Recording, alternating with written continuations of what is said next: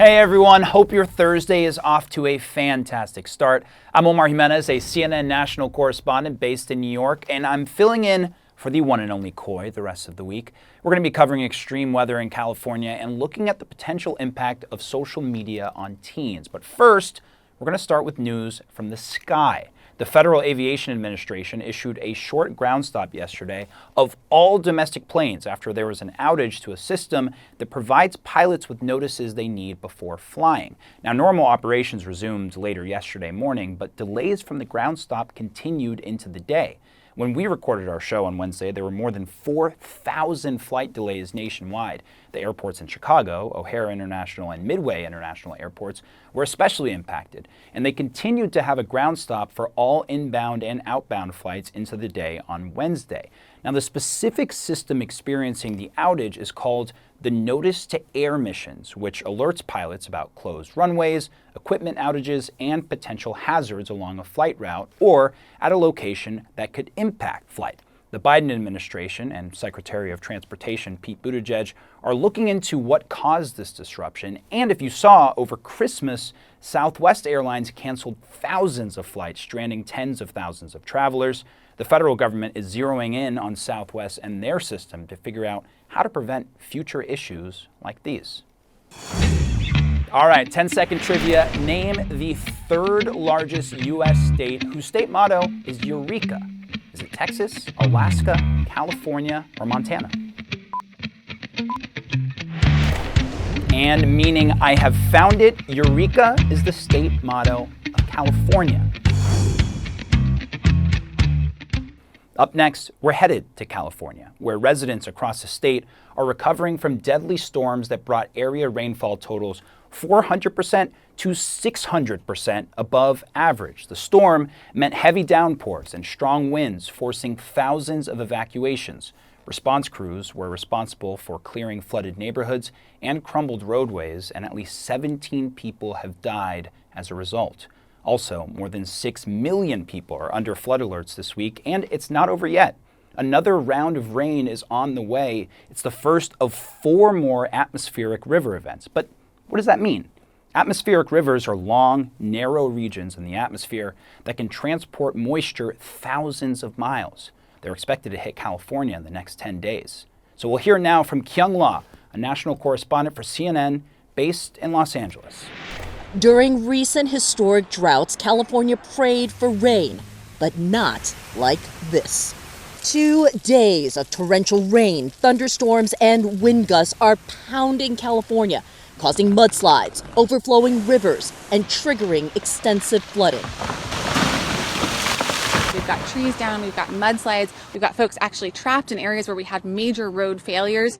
At least 17 people have died as a result of the storms after more than 18 inches of rain fell in parts of Southern California, and high wind advisories were issued on the Central Coast. In San Francisco, a rare hailstorm in Haight-Ashbury. And throughout Northern California, the rain hammered here pretty bad. The Russian River has flooded following torrential downpours. Some residents have been without power for a week. In Santa Barbara County, mass evacuations after back-to-back storms saturated the ground. It was pouring, the wind was whipping. Following years of extreme drought and fires. On the mountainside here, the debris just started coming down. It's filled up 4 feet or so, and pretty much buried the truck, and now it's starting to flow towards the house. More than 30 million people are now under flood alerts. Across Southern California, flash flooding trapped drivers. Firefighters here rescued a motorist stranded in rushing waters. And mud and rock slides created havoc for residents. An 800-pound rock, it just smashed the house. It just hit the wall and blew everything up. In Northern California, the rain flooded roads and vineyards, but almost doubled the snowpack in local mountains, offering hope that these storms may somehow ease California's historic drought. We're riding through it. Yeah, it could be a lot worse. It's hard to think about drought when this is what Southern California is dealing with. I'm standing on a roadway that goes back behind me. You can't see it because of all the debris on this road. This came from this mountain This hillside 5 years ago burned in a wildfire, and with all the rain and lack of vegetation, it all came down onto the street and into these yards. The concern now is what happens in the upcoming days with rain in the forecast. Up next, we'll hear from Vanessa Yurkevich, a CNN business and politics reporter who recently took a look at social media, specifically TikTok's impact on teen brains. Her reporting focuses on social media usage and the rate of depression, especially among Gen Z users. Her research comes as more than a dozen state governments have actually banned TikTok on government-issued devices, and at least 22 states have taken some sort of action on TikTok since 2020. So, let's hear more about her research and the teens she speaks with on the ground. My money don't jiggle jiggle, it folds. I like to see you wiggle wiggle. In just 5 years, TikTok has amassed more than 1 billion global users. Cutting up all the veggies that are going to go into the broth. Eyeballs around the world glued to the endless content and viral videos. How long do you think you spend on TikTok every day? 2 to 3 hours. 2 to 3 hours? 3 to 4 hours. But last month, the U.S. government, along with more than a dozen states, banned TikTok on most federal devices, citing national security concerns over its Chinese parent company and the possibility it could pressure TikTok to hand over personal data. Riding in my Fiat. There is no public evidence the Chinese government has done that, but there is evidence of another risk: social media's impact on mental health, particularly among Gen Z. Teen depression started to rise after 2012. So did self-harm. Dr. Jean Twangy says as smartphones and social media grew, so did the rate of depression among teens, nearly doubling between 2004 and 2019. By that year, 1 in 4 U.S. teen girls had experienced clinical depression, according to Twangy. What the algorithm's trying to do is get people to use the app for longer, because that's how the company makes more money. TikTok, in a statement, said, quote, "One of our most important commitments is supporting the safety and well-being of teens, and we recognize this work is never finished. We continue to focus on robust safety protections for our community while also empowering parents with additional controls for their teens' account through TikTok family pairing."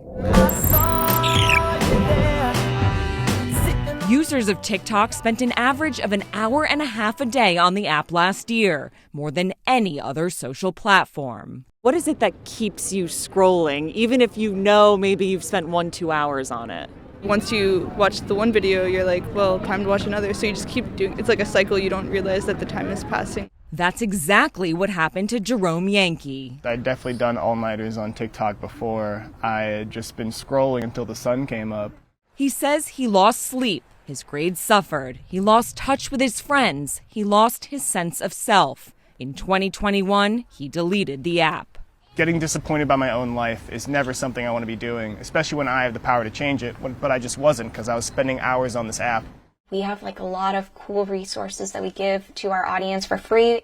But Hannah Williams proves the positive side of TikTok, allowing her to create a business, Salaried Transparent Street, providing paid transparency to her nearly 1 million followers. I think TikTok definitely helped just because they have such audience reach potential. She hopes TikTok's algorithm works in her favor. Helping people in marginalized communities is the only reason I am doing this. It's my entire mission.